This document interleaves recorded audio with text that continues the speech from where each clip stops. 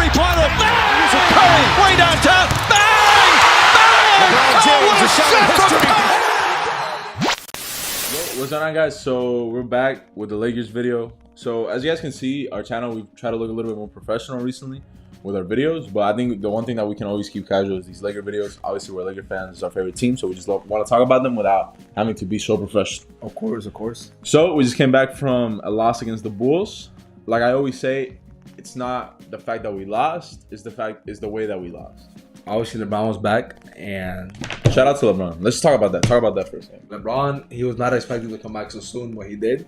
And shout out to him, bro, because we were expecting him to come back like at very beginning when like 2-3 games left. There was we didn't get an update for a while. There was that whole thing from tweeting like, oh, there's no return date, and then he ends up coming back like the game after, which is crazy.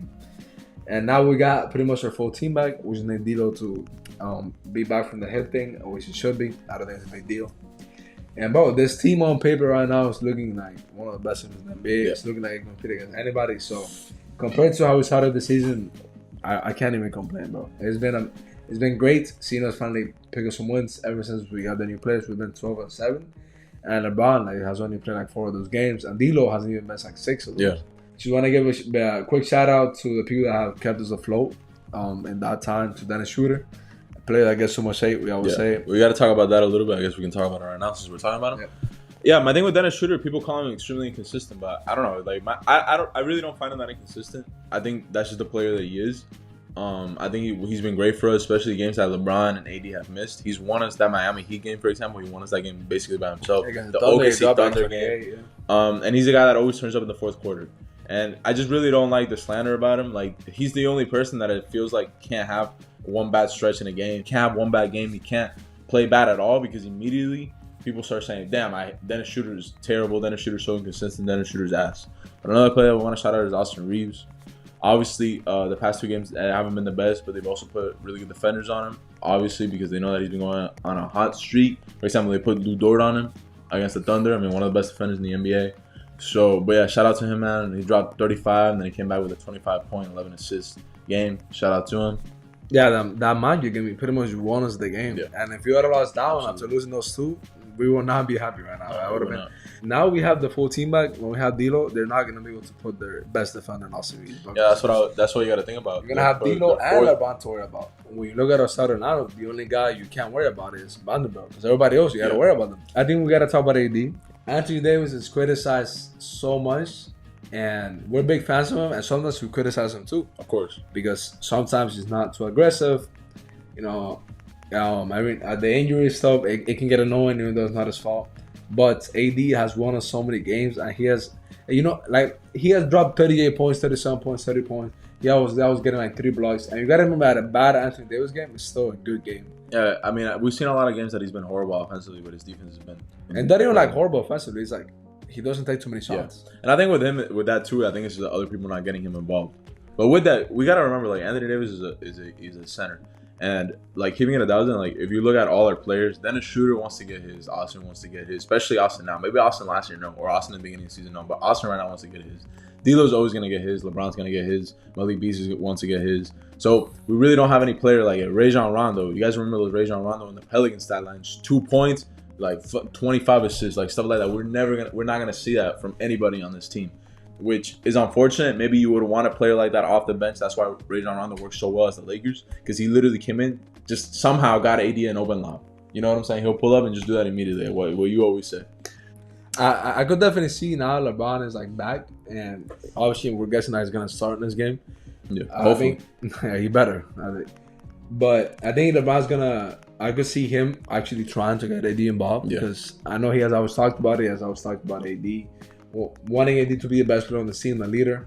So I think now LeBron is here, and LeBron has nothing to like. He's not fighting for a contract or anything. So I could definitely see him do it, because everybody else, you gotta remember, we have a lot of people that are looking to get paid. D'Lo.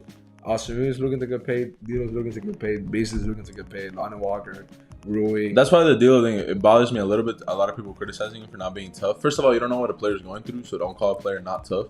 And then second of all, like, you guys got to remember, like, this man owes this organization nothing right now. Why should he have loyalty? No, like, keeping it a doubt. Like, this dude just once he gets his contract, That's different. Once you get your contract, once you spend 1 or 2 years there, you're gonna be loyal to this team. But dude, if you're a player that just pulls up to a team, why should you be loyal to a team that that isn't loyal to you, but also dealt you away for something, for just a little like immature kid thing? Now, obviously, it makes sense that why they did it, but I'm just saying, like, so why should he be loyal to this team? If he feels like his hip hurts, and even if he comes back, and if he plays 80% of himself, that 80% is not gonna look that good, and then they're gonna be like that. They're gonna be able to use that as an excuse. You gotta remember, the NBA is a business, just like Austin Reeves said. People want to get paid. Teams, a lot of the times, they bench players. They don't give players enough minutes. They purposely make players play bad to not give them the contract. Yeah, and that's actually the discussion that I was seeing about Rui. That's some people are like theorizing that he's not playing as much because the Lakers want to be able to give him as least money as possible to be able to keep him. Which, if that's the case, that sucks. Yeah, because obviously we're trying to win. You mentioning the Rui thing, that goes back to one of the main points that I do want to bring up in this video, and that's Darvin Ham.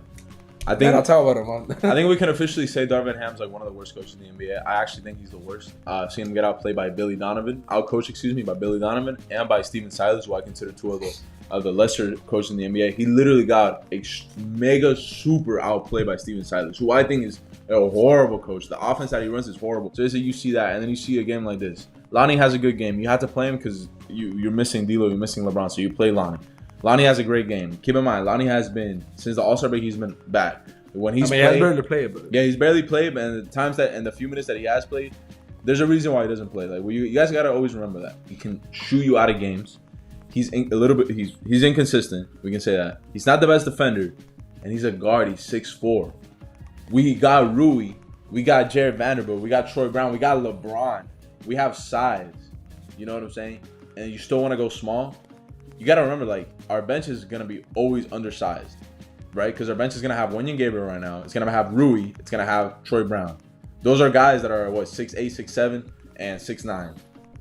That's not, but instead of Rui, you're going to put Lonnie. Makes no sense. Makes zero sense. And I think that just shows why Darvin Ham's a bad coach, because you're rewarding a player for having one good game over a player that's been extremely consistent. A player that he completely changes our style of play. He can give us a bucket anytime, like when the shot clock's coming down. Like, Rui has been very, very underrated. He hasn't had the best games recently, but I think with Rui, he's gonna give you solid defense. He's been trying his ass off on defense. I'll give him credit for that, and he's been rebounding the ball really, really well. So I just think, and just the size that he brings to the team, I just think that was one of the worst decisions I've ever seen.